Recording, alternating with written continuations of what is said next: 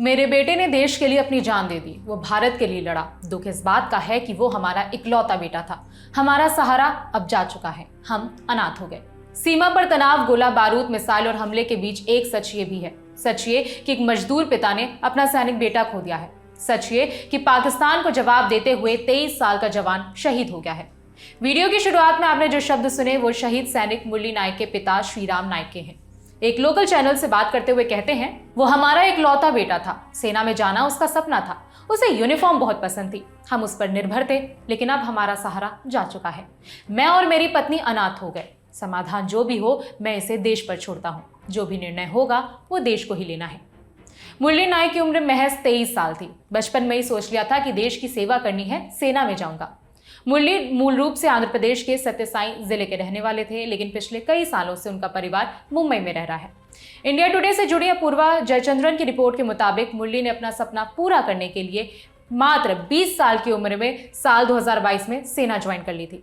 पहले 6 महीने नासिक में ट्रेनिंग ली, 1 साल के लिए असम में पोस्टेड थे और फिर पंजाब में अपनी सेवा दे रहे थे। ऑपरेशन सिंदूर के चलते मुरली की ड्यूटी एलओसी पर लगी थी। मुरली नायक के रिश्तेदार रंजीत नायक बताते हैं कि मौत की खबर सबसे पहले मुरली की मां को दी गई। उन्हें बताया गया कि पाकिस्तान से की गई गोलाबारी में मुरली घायल हो गए हैं।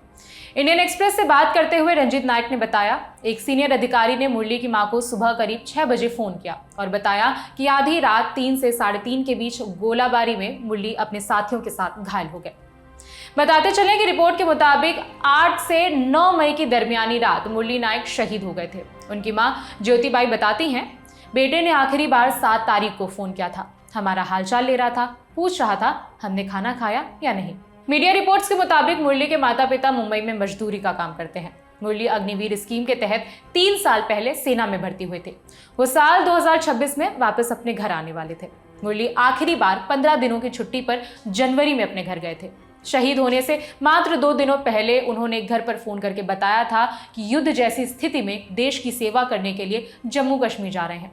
यह आखिरी बार था जब उनकी अपने घर पर बात हुई थी। आंध्र प्रदेश के मुख्यमंत्री चंद्रबाबू नायडू ने शोक जताते हुए लिखा, श्री सत्यसाई जिले के एक सैनिक मुरली नायक की देश की रक्षा करते हुए जान जाने की खबर सुनकर बहुत दुख हुआ।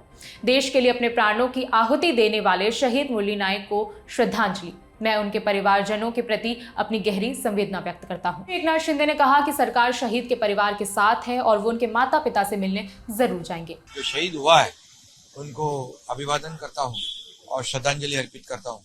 और उनके परिवार जो है वो आपने कहा है कि शिवसेना की हमारे उसके पिताजी है, तो उनके दुख में हम सब सहभागी हैं और ये देश के लिए वीर गति प्राप्त हुई है, ये देश के लिए अभिमान है। बताते चलें कि 22 अप्रैल को आतंकवादियों ने पहलगाम में हमला कर दिया था, जिसमें 26 लोगों की मौत हो गई थी।